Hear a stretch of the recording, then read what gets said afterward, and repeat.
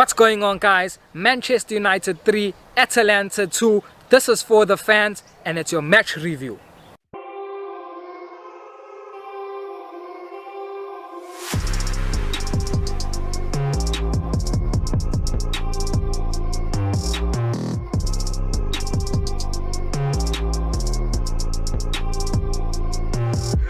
I can't get happy for that game, for that result. I'm sorry, I'm not a fan that lives game to game.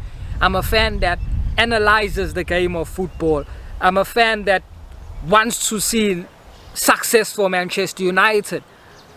And as a result of that, guys, if we continue playing in this fashion, which we will, because we have been playing like this for 3 years, that's also one of the reasons why I say I can't get happy, because we play in moments. We've never dominated a full game of football under this manager. You see, Manchester City played Club Brugge in the Champions League. From minute 1 to minute 90, they dominated that team. We don't do that. The first half, we were appalling. The second half, we were so good. You can't perform like this. And this is the thing, is that it's been happening for 3 seasons under this manager. It's clearly not going to stop. The reason it's not going to stop is because we've got no style of play. We've got no game plan. We go into each and every game the same way. Every game demands a new plan, because you play different opponents. But with this manager, we've never seen that. I've never seen Ole Gunnar Solskjaer go into a game and give one player a special instruction in that game to either tell him keep your width or make inverted runs this game. I've never seen that. It's the same plan every game, and that's why I say these inconsistencies will continue to happen. That performance as a whole was shambolic performance. You cannot be, guys, happy about that. You can be happy about the result, but the performance, you cannot take anything away from it. Because if Jurgen Klopp is watching that, which he would have been, he's licking his lips at playing Manchester United. Because if you play any decent team, they will not allow you to come back from 2 goals. Never ever. They will never allow you to come back from 2 goals. The reason why we can do that is because we play lesser teams. We play teams that are much inferior to us. Teams that don't have a single player that walk into our starting 11. Yes, those teams can play football. Yes, those teams have a style of play. But at the end of the day, the players in their team are not good. And so they will give up chances. They will make mistakes. So we will get opportunity to come back. But you see, Jurgen Klopp, when he's watching that video, he's licking his lips because he knows. He saw the defensive frailties that we have. Manchester United have kept 1 clean sheet this season. 12 games we've played, we've kept 1 clean sheet in 12 games. You tell me, how was that? We can't keep clean sheets. Mohamed Salah can't stop scoring. One thing is guaranteed when we play Liverpool this weekend. Liverpool will score a goal. They score a goal every game they play. So that's a guarantee Liverpool will score. Whether we score first, don't matter, because Liverpool will score a goal. Jurgen Klopp is licking his lips because he knows if his team goes 2-0 up against Manchester United, which is very possible, we will never come back from that. Never come back from that against Liverpool. Atalanta are the leads of Italian football. I knew Atalanta played attacking football. If you go to my preview of this game, which is the previous video, I said I expect Man United to win. And I still said I expect Atalanta to play the better football. I expect them to be the better coached team, because they are. But I said we will win purely based on the players that we have, and because of Atalanta's attacking threats, because of their attacking style of play, But I never knew that they played that expansive football that they played against us. I never knew that they are the leads of Italian football. They play expansive football and they're so shambolic in defending. They are terrible in defending. And that manager needs to look at himself, and he needs to ask himself questions. How can you go head to head with Manchester United? How can you come head to head against us? He had a 2-0 lead. At that 2-0 lead, that's not the time for you to continue being expansive and pushing for a third and stuff like that. That is the time for you to drop a bit deeper, have a low block or even a mid block, and then counter attack. That's not what he done. He was continuing to throw bodies forward and they were all over the place. He has to look at himself, because you have to respect the opponents that you play. That's one of the reasons why Pep Guardiola hasn't won the Champions League in so many years. He doesn't respect the opponents that he plays. He went to a Champions League final against Chelsea without a holding midfielder. He had 2 holding midfielders on the bench. How dare you? That tells me he had no respect for Chelsea. It's only about what his team can do. No. You have to respect the opponent. You have to look and say, what can this opponent do to me? What are their strengths? What are their weaknesses? Let me try and nullify their strengths. You have to understand your opponents. You have to, and respect what they're going to do. Respect what they're going to do. That Atalanta manager did not do that. He came into the game saying, this is the style of football that brought us into this competition and we're going to maintain that. I'm sorry, you cannot think like that when you're playing top teams like Manchester United. They have top players. You cannot think like that. And that's one of the reasons we won. The main reason we won, because they were shambolic in defending. Shambolic. And as I said, Jurgen Klopp will be licking his lips. And I don't look forward to that game, guys, because that game, for me, we're not winning that game. It's either a draw or a loss against Liverpool. There's no way we're going to win against Liverpool. No way. No way. The only way we can win against Liverpool is if 2 things come into play. It's either we get penalties or a red card. That's the only way we beat Liverpool. Other than that, if it's a proper 90-minute game without any of Ollie's juju, we're not winning that game. And I can tell you that. I just want to read you some of my tweets that I made on Twitter. My Twitter handle is in the description. Follow me on Twitter, guys. I just want to read you a few things to show you that I'm not a reactionary fan. Not by a long stretch of the imagination. Anything that I tell you is not reactionary. It's not based on one isolated performance. It's based on multiple Manchester United games and analyzing the players and the managers and the team that we have. And so when the lineup came, let me just go to it. When the lineup came out, many people weren't happy with the lineup. People were saying, oh, we only got players that are shoot-first players, no creators in the team, and so forth and so forth. And this is one of the guys' tweets that I replied to show you guys that I'm not reactionary, to show you that I know what I'm speaking about. So if you watch my videos and you haven't subscribed, hit the subscribe button. Because I don't know if you're going to find more accurate information on YouTube, on Twitch, than what I'm giving you guys. I'm telling you things that are happening.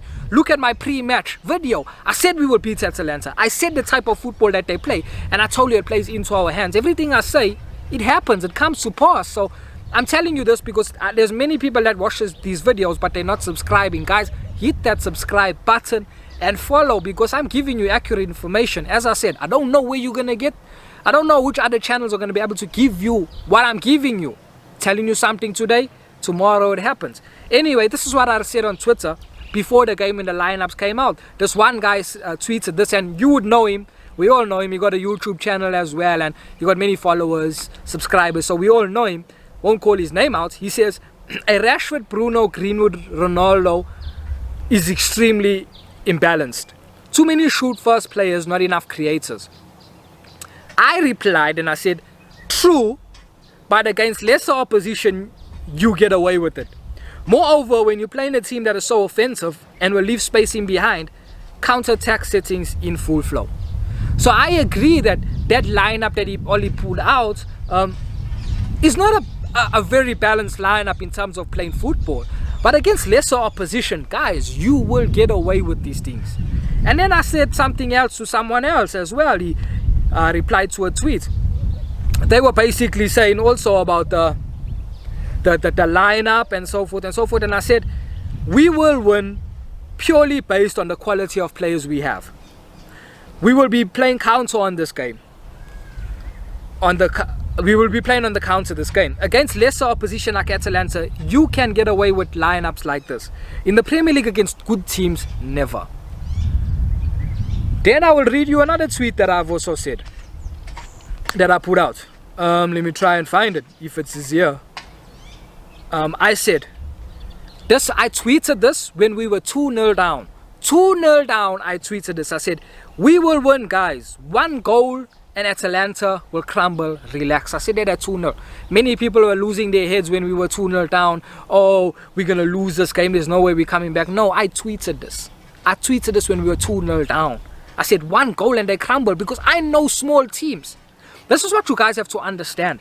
Don't make football complicated. Football is not this overly complicated game. First thing when you're looking at Manchester United versus X and Y team, first thing when you're looking at the opposition, you need to look at the players, the quality of players. That's the first thing. Before you get into the game plan, the style of play, let's look at the quality of players first thing.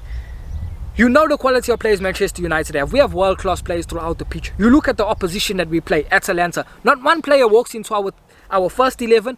Not one player walks into our squad. Not one. That's the first thing you look at. So therefore you know, okay, our players are far superior to their players. Therefore, inferior players, average players, poor players, they need about 3-4 chances for them to score a goal. They don't score a goal on the first chance. Never. They need 3-4 chances to score a goal. Moreover, they will give you opportunities. They will give you opportunities because defensively, they will make mistakes. That's small teams for you. That's inferior players to you. Then you take it and translate it over to Manchester United. And then you say, wait a minute. Man United got superior players. We've got players that need half a chance. We don't even need 1 full chance. Half a chance and we score. Bruno Fernandes, Mason Greenwood, Cristiano Ronaldo. You give these players half a chance, they score. You give them a shot at goal from anywhere, they score. So that's the first point of analysis that I use. I look at the players and I say, okay, these players are far inferior to ours. So the likeliness of them beating us is very low. Yes, it can happen in a once-off. But it will not happen all the time. Like in a young boys, in a once-off where you're getting red cards and you're giving away all these decisions and pens. Those things can happen. But in a proper game, 90-minute game, where there's no juju, as I said earlier, it's very rarely that you will lose to those teams. Very rarely, because your players are much better than theirs. Then you look at Leicester, for example. The Leicester game, Leicester got good players. Leicester got players that can make it into our starting 11 and make it into our squad. Therefore, that's a much closer game. That's when now you pay more attention on the tactics and on the game plans and on the system. That's where you pay more attention to that. But when you're playing a team that's far inferior to you, to Manchester United, you don't necessarily have to go into their game plan and their style of play. Not necessarily, because ordinarily your team needs to be beating theirs just because of the quality of play that you have is far superior to theirs. So that's what I use, guys. Then I go to the style of play, the game plan and the tactics. That's when I go, and that's when I said, okay, in my video, in my pre-match, and I said, wait a minute, Atalanta play offensive football. They throw bodies forward. They will leave space in behind. That's perfect to how Manchester United play. So once I have established that our players are superior to theirs, then I go into the game plan and then I say, okay, how can they maybe negate us in the game plan? How can they stifle us in their game plan?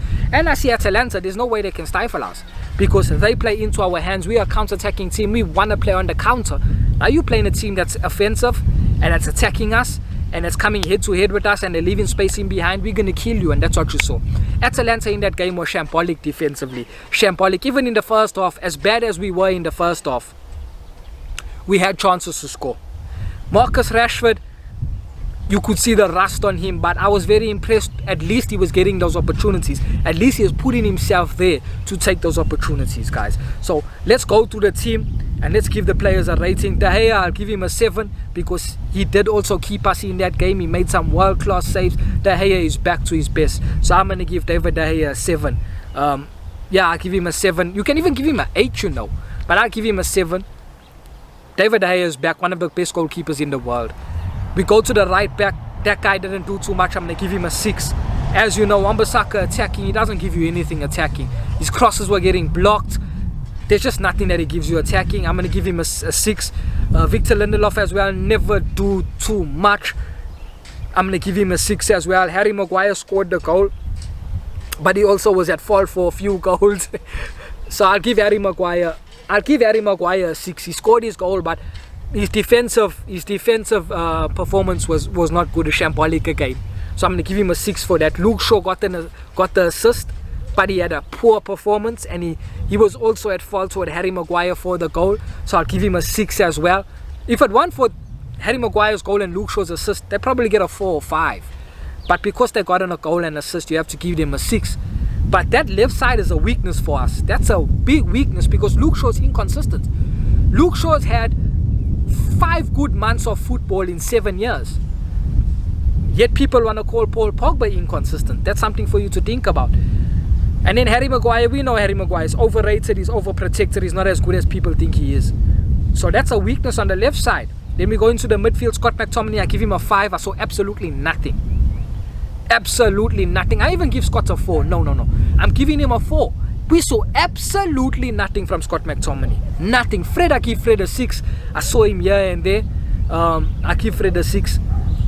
Mason Greenwood, I give him a 6. Never do much as well. And I've said to you all many times, Mason Greenwood's overall game is poor. If he's not scoring, he's not contributing, and he's not doing much. He looks dangerous when he's on the ball because you know he can, if he shoots, he scores. But when he's not scoring, he's not doing much on the game. So I'm going to give him a 6. He never do much.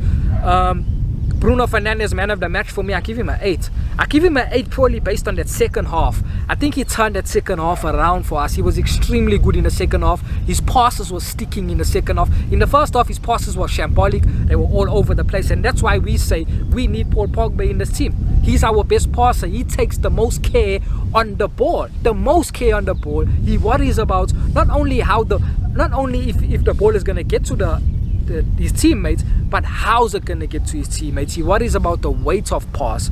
So that's why we need Paul Pogba in the team, because Bruno don't worry about the weight of pass. Bruno just worries if the ball is hitting your foot. That's all. And so Bruno at 8. I thought he was excellent. I think he had 2 assists, but he was excellent in the second half. Rashford, I give Rashford a 7. He was rusty, he missed a lot of opportunities, but he scored his goal, and at least he was in those positions. And that's what I want from our forward players. I don't mind if you miss, but at least you get yourself in those positions, because I've got a problem with some of our other forward players who don't even put themselves in those positions, who don't even get those opportunities because they're not working hard enough off the ball. So Marcus Rashford, I give him a 7. He's come back and he's really looked sharp. Yes, he was rusty in terms of his finishing, but I think I'm going to give Marcus Rashford a 7. Cristiano Ronaldo scored his goal, guys. Let's be honest, it was a poor performance from Ronaldo. If Ronaldo's another one like Greenwood, if he's not scoring, he's not doing anything. But game has regressed, has gone down because he's neglected it. Ronaldo had amazing technical ability, amazing ability to run the game for you, not in terms of keeping possession, but in terms of just getting on the ball and making runs and being a threat to the opponents. That's no longer the case because he's solely focused on finishing.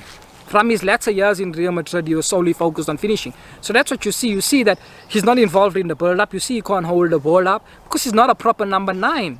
He converted into a 9 because of his finishing. That's the only reason he converted into a 9. But he doesn't have all the other facets of a number 9 should have. So I'm going to give Ronaldo... He scored the winning goal. And people will be amazed and love it. So I think I'll have to give him a 7 because he scored that winning goal. Yeah, let's be honest. He scored the winning goal, so he'll get the headlines. But I have to give him a 7. I can't give him anything more than that. And Bruno Fernandes is the worthy man of the match. Paul Pogba and the like, they came on, but they came on a bit too late. Paul Pogba did have some good moments, some dribbles, and he needs to play. He needs to play because he's one of our best players. He has to play. All he needs to figure out how to get Paul Pogba in the team. It's as simple as that. So that's my match review for you guys. If you're watching this channel, you haven't subscribed, hit that subscribe button. I'll see you all for the Liverpool game. Peace.